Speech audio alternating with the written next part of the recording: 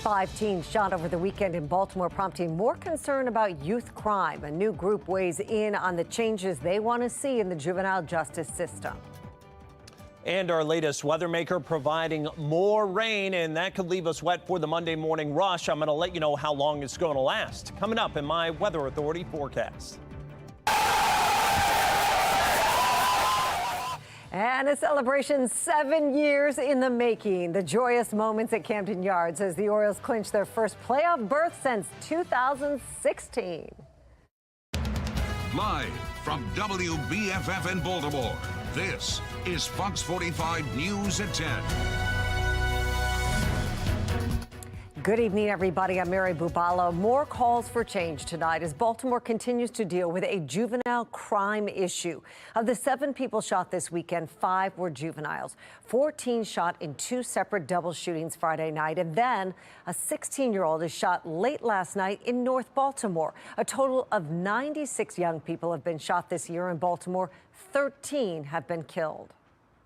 Unfortunately, the youth violence is where we are really suffering this year. We hear from residents who know and feel and see every single day that there is an increase in youth violence.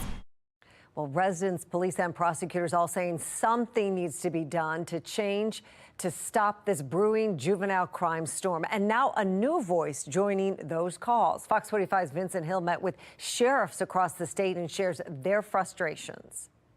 Yeah, it was a game of golf that brought the sheriffs from across the state together, but it was to talk about juvenile crime that made the rounds.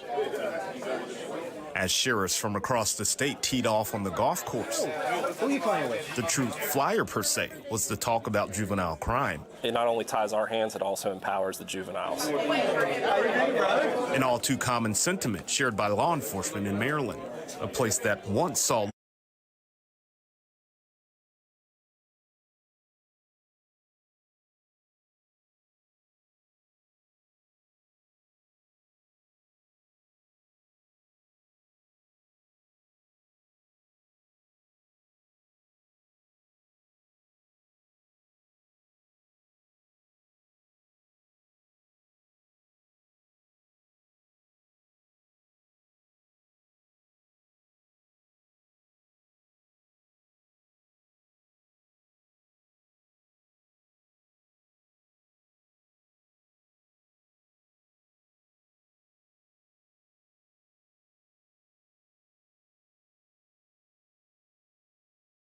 To reach Speaker Jones, 410-841-3800.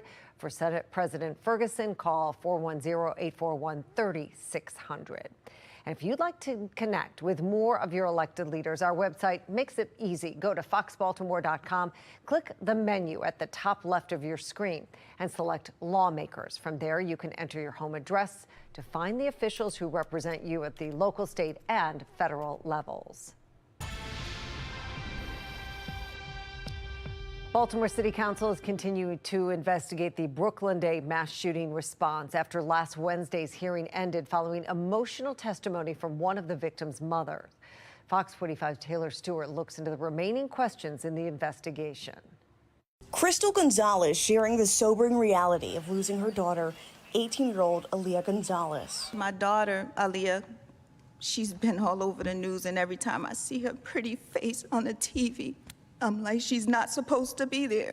Aaliyah, one of the 2 people killed that day, along with 28 others injured in the shooting, that's led to more questions and frustration, particularly with Baltimore police.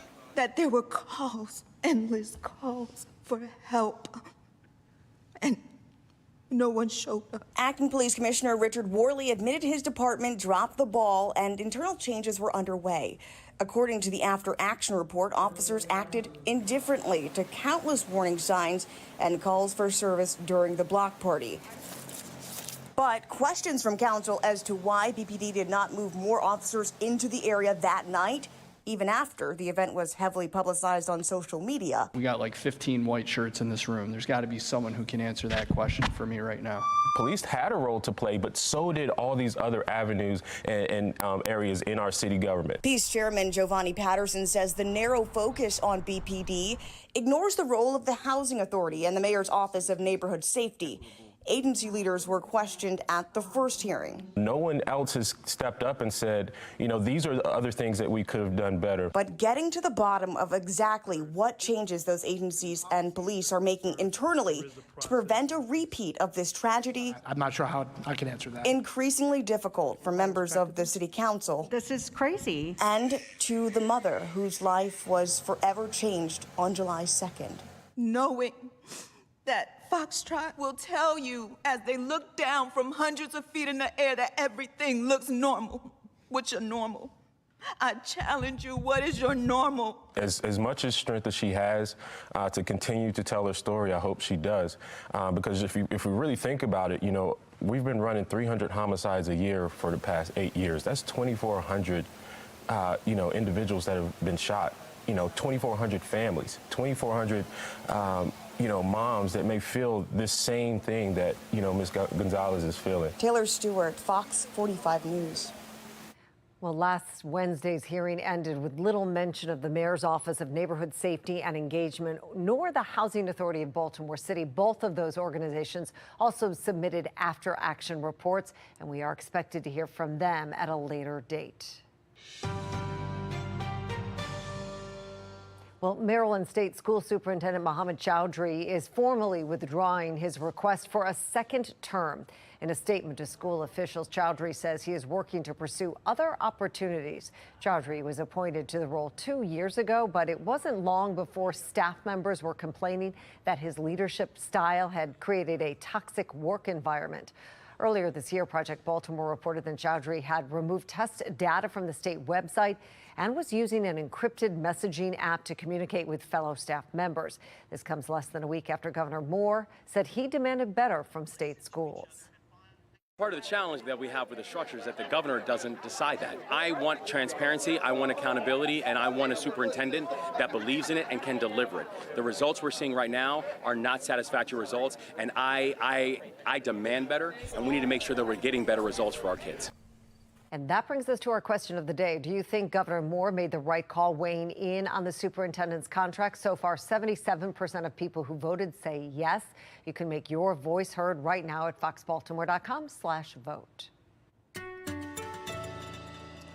Well, we are tracking a batch of showers, been pesky all through the afternoon. On and off rain and drizzle, and we continue Milford Mill up to Mays Chapel, northwestern side of Baltimore, all the way up to the Susquehanna River and the Maryland line, right along Cecil and Harford counties, and then down south. Ooh, wow, look at this around Annapolis, Selby on the Bay, Chesapeake Beach. Looks like the worst of that rain is probably going to be streaking, you see there, north and east, and probably heading off towards portions of the eastern shore, but places like Severna Park, Greenhaven, perhaps Glen Burnie, you could be getting some of that heavier stuff, and especially, again, east of the Bay as well, getting some of that heavier rain. But I think this is going to be enough to potentially keep those roads wet as you're headed out in the morning. We still could see some showers left over through about 7, 8 o'clock in the morning. You see here on the planner, lows right around 60, some patchy fog as well. But once this gets out of here, a nice stretch of weather coming.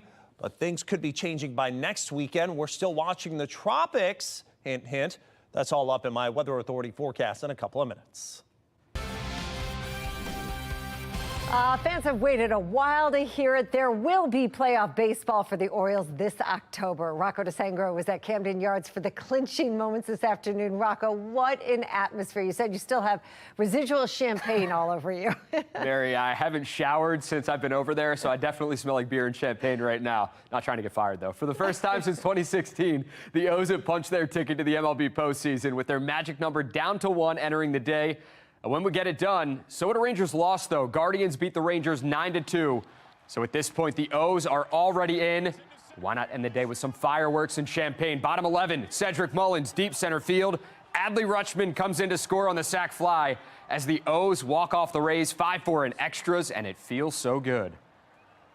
What does this feel like to be able to do this with your guys, your brothers, who you came up with in the minor leagues?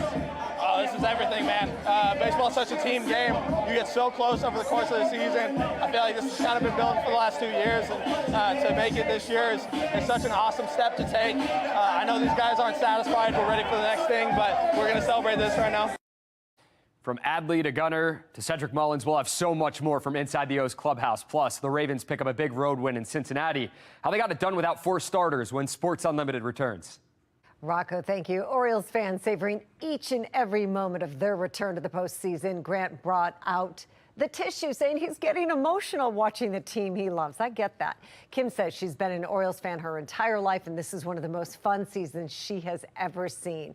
And Casey says trust the process, saying years of pain have paid off as this young team seems to be clicking at just the right time. And how about some love for the Ravens? A great day in Baltimore, and as Rocco mentioned, we'll have much more on their win in Cincinnati coming up on Sports Unlimited. Well, coming up, flames breaking out at shopping centers, restaurants, and near a police department. How at least half a dozen overnight fires in one Maryland county could be connected. And an indictment on gun charges could just be the beginning for Hunter Biden, how he could face more legal issues in the coming days.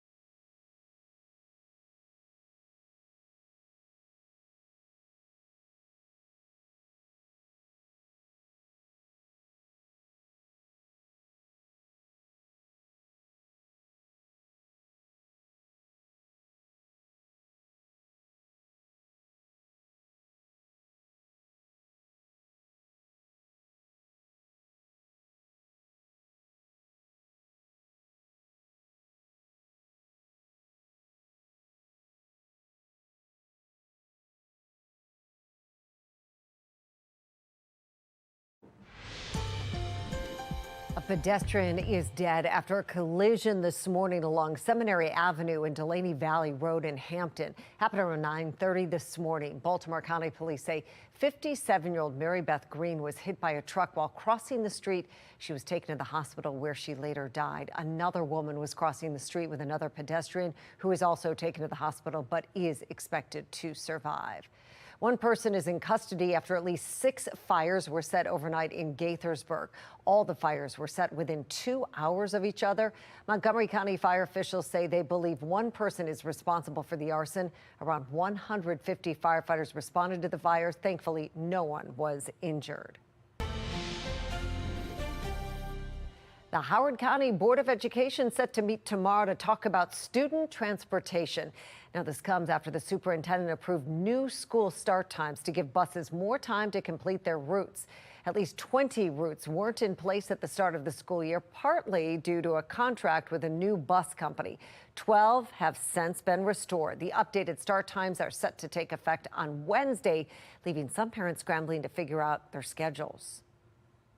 It's a real pull for families and staff to care for their own families in this situation. We've been really trying to share that message that how problematic this is.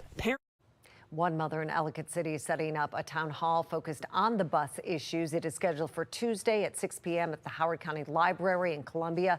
It's unknown if anyone from Howard County Public Schools will attend the town hall. Tomorrow morning, the Harford County State's Attorney is set to make an announcement regarding the spying accusations against County Executive Bob Casserly. Councilman Aaron Penman says Casserly searched through his private texts and emails without his permission. Penman says several other county employees were also tracked. Casserly didn't deny the claim, saying he was within his right to look at those texts and emails. The announcement, scheduled for 11 a.m. Fox 45 News will bring you complete coverage both on air and online. All right, we are tracking some overnight rain. First off, damp overnight, and maybe even for your Monday morning. Could even have some patchy fog to deal with, then clearing and breezy for our Monday. The rest of the work week, primarily all the way through Friday, looking great. But then next weekend, there is a weather maker that's going to be moving in potentially from the south. A couple of our computer models are calling for it, a couple of reliable ones, too. And potentially could even have some tropical or subtropical characteristics with it. Doesn't look like a direct hit here, but we could get some of the peripheral moisture that's going to be moving our way. But there's lots of time to watch that. Too early to really call anything on this. But nonetheless, we're going to talk about it. We'll let you know what we know. So HD radar, what we do know is the rain's coming down. Annapolis south to Chesapeake Beach. Really kind of cuts off to more so kind of drizzly, spotty showers. Westminster, Cockeysville here in the city. Up north towards the Susquehanna River and the Pennsylvania line. I think the biggest rain is probably going to be over the eastern shore with this thing. As you see, most of that steadier rain in the greens and the yellows, that's all tracking just to most of our south and east. But places like Anne Arundel County may get in on some of those downpours overnight into early tomorrow morning. So during the morning commute, I think everyone stands a chance of some wet roads, but the biggest puddles will be south and east. 66 now.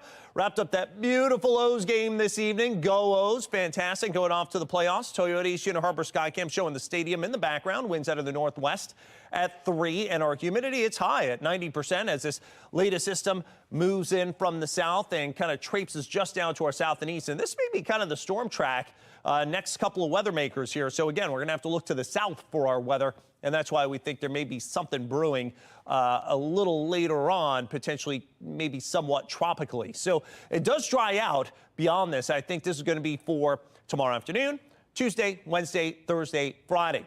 Then we look at the tropics. All right, Nigel, this is not going to bother us. This goes out into the open ocean. Could be a Category 3 hurricane, perhaps, but it's just going to affect the fish. Then there's a 50% chance of development. That's just now moving off the coast of Africa. That's one to watch. And then there's this. It's only a low chance of development.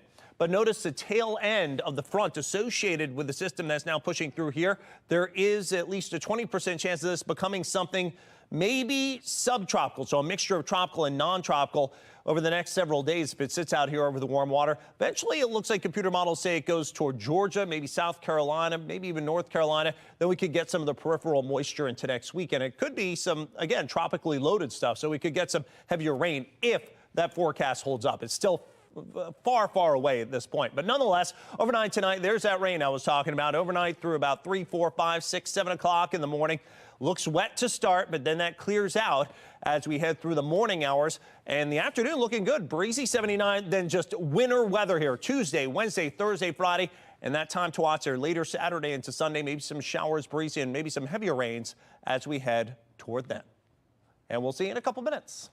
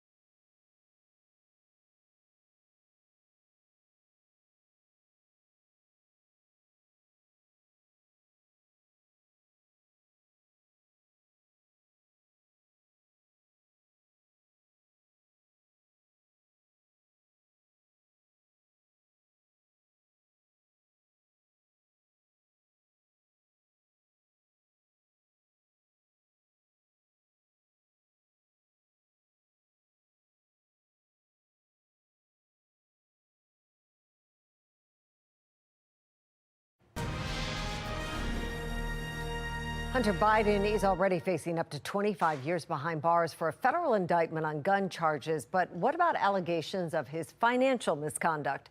National correspondent Christine Frizzau explains how that issue could play out in the coming weeks. The indictment of Hunter Biden on 3 federal gun charges could be just the beginning. Special counsel David Weiss signaling before the end of the month he may bring tax charges as well, likely stemming from Hunter's failure to pay taxes on more than $4 million in income, which he has since paid off. They were misdemeanor charges that Hunter Biden had planned to plead guilty to in a plea deal that collapsed in late July. There are also questions about Hunter Biden's failure to register under the Foreign Agents Registration Act, or FARA, since he was working with foreign governments as part of his business deals. Out of the courts on Capitol Hill, a separate investigation also carries on. Speaker of the House Kevin McCarthy now responding to criticism about Hunter Biden still not being issued a subpoena. Hunter Biden will get subpoenaed, but when's the appropriate time? Do you do it because television wants it? I think we should have the bank statements to actually know where did the money go, so you would know the questions to ask Hunter Biden. The White House insisting the Department of Justice is acting independently as it moves forward. Will the president pardon or commute his son if he's convicted? So I've answered this question before. It was asked of me not too long ago, a couple of weeks ago, and I was very clear and I said no. Republicans working to tie their findings to Joe Biden, even announcing an impeachment inquiry into him last week. This impeachment inquiry is purely political theater designed to help Donald Trump's re-election in 2024. It's not just Democrats. Some Republicans also denouncing the move. Congressman Ken Buck, a member of the House Freedom Caucus, writing in the Washington Post, Hunter Biden's shady business deals undermined America's image. His conduct thoroughly reprehensible. But what's missing despite years of investigation is the smoking gun that connects Joe Biden. The legal trouble for his son, though, expected to loom large over Joe Biden, the father, the president, and the 2024 candidate. I'm Christine Frizzau reporting. A candidate with no political experience has set his sights on the White House. How Vivek Ramaswamy is hoping to bring a different type of perspective to Washington that's ahead on Full Measure.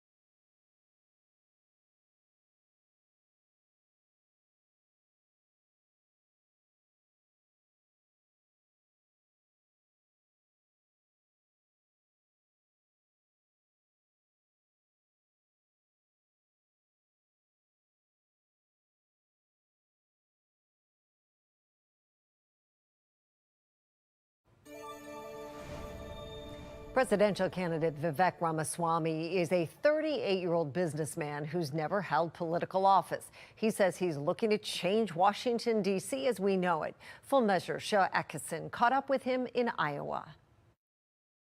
Let's say you're elected president. What are the first executive actions you'd like on your desk? Well, the first thing is I want to rescind a lot of the old executive actions that have been wrongfully taken.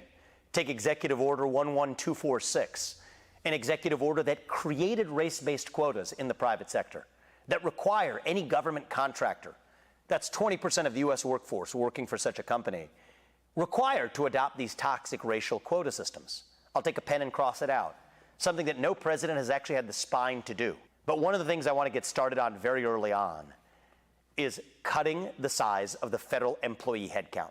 That 75% headcount reduction, we're going to get started on day one.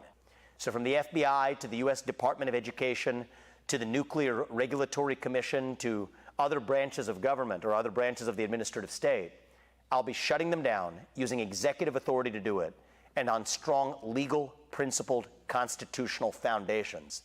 And I think I'm the only person in this race or in, frankly, modern presidential history who has offered that level of clarity on how we'll actually get that done. Would you pardon President Trump if you got elected? And Yes. I think you've made a statement about some of the January 6 suspects. So I'm going to pardon on day one, not on the last day, which is what many presidents wait for, on day one, anyone in this country who has been a victim of a politically motivated persecution or prosecution. How do I define that? If someone else under similar circumstances would not have been prosecuted or was not prosecuted, that's evidence of a politically motivated prosecution if it's based on political views. So take Julian Assange. He sits in a foreign prison in exile, while Chelsea Manning, the government official who leaked to Julian Assange, had her sentence commuted by President Obama because she's transgender. That's a disparate standard. Julian Assange gets a day one pardon. Edward Snowden. Edward Snowden gets a pardon under my watch. Now, that would be technical about the terms we use. He would get clemency. He hasn't been prosecuted. But I think that exposing the unconstitutionally flagrant violations of a government, especially after he has already served in some ways for taking that risk, deserves to finally move on with his life, and so our country can move on with our own national life.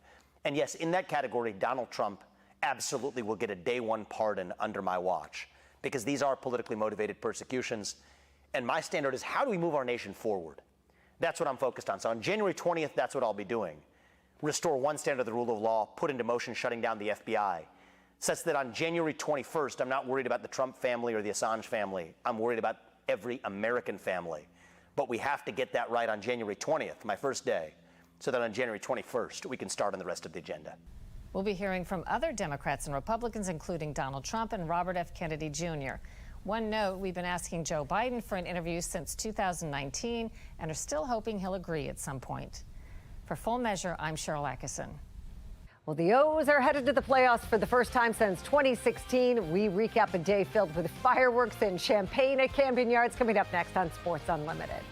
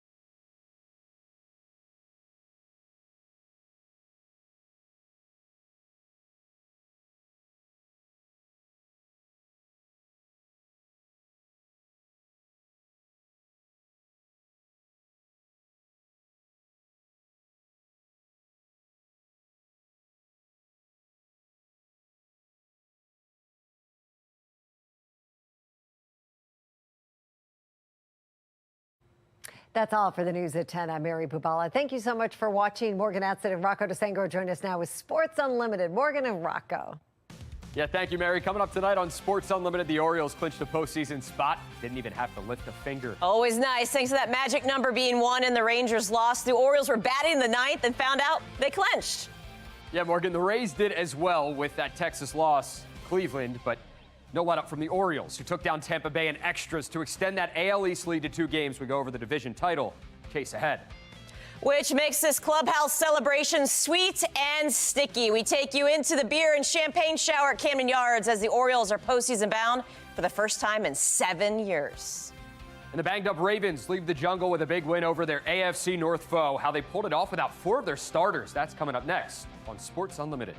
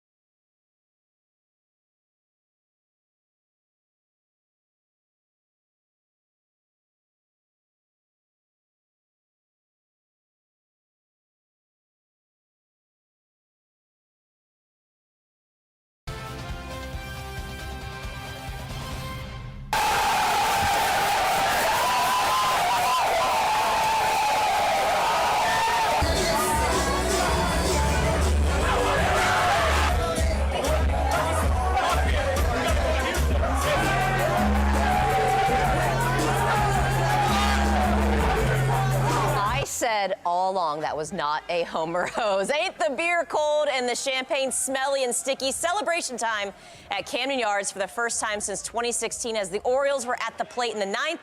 They clinched a playoff spot. Both the O's and Rays clinched postseason spots today with that Rangers loss. Don't think I saw a single drop of water consumed. That's not in that water. Clubhouse. What's going on? Welcome to Sports Unlimited. She's Morgan Adson. I'm Rocco DeSangro. Yeah, you still stink. Yeah. Thanks a lot. The Orioles entered today with the magic number of 1.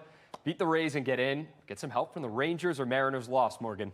An unusual day at the Yard as the Birds got the good news while still playing and went ahead and got the W to pad that AL East lead. Rays-Orioles series finale. This is for the final chance for either team to gain a full game in standings. Doesn't take long for Tampa Bay to strike first. Brandon Lowell takes Dean Kramer for a ride. Solo shot in the first. 1-0 Rays. In the 4th, the Birds start to manufacture some offense. Ryan O'Hearn, of course. Who else? Doubles. Cedric Mullins, the next man up, and he's going to ground out, but that moves O'Hearn standing up at third. And then Austin Hayes going to bring in O'Hearn and get the O's on the board. RBI single to left, game knotted up at 1 in the 4th. O's dip into the bullpen early after clean 6th and 7th. The Rays get after Jorge Lopez. Love Lopey, but this reunion with the Birds may be done. Tristan Gray solo bomb the 8th. Mullins can't bring that back. Very next batter, this is the 8-9. Another long ball. Christian Bethencourt. Rays get 2 runs off Lopez, both homers, 3-1 Tampa Bay. Bottom of the 8th, Adley Rutschman says, I can do that too. His 19th comes in the 8th, 401 feet to center. The Birds are down 3-2. And with it on the line, the bottom of the 9th, the Rally Birds do just that as they clinched a spot after a Texas loss. Adam Frazier doubles, fans go wild. Jorge Mateo scores. Game tied at 3. Free baseball at Camden Yards and a guaranteed postseason for the O's. This one went to the 11th, and that's when Mullins went sack fly mode to send Rutschman home for the walk-off. 5-4 Orioles, the final in 11, and immediately the postseason shirts came on at Camden Yards and front of Birdland. Baseball is such a team game. You get so close over the course of the season. I feel like this has kind of been building for the last 2 years, and to make it this year is such an awesome step to take. I know these guys aren't satisfied. We're ready for the next thing, but we're going to celebrate this right now. I think you celebrate this right now, and then tomorrow it's on to the next thing, and we're trying to win. And this team's resilient, and we're going to stay on course. But like I said, we're enjoying this for today. What a day for the Orioles. Let's discuss this with our question of the night. We want to know, O's fans, how does it feel watching them get back to the postseason for the first time since 2016? Tweet me at Morgan Adsit, and we'll get to you later in the show with the replies. But this is how they got in.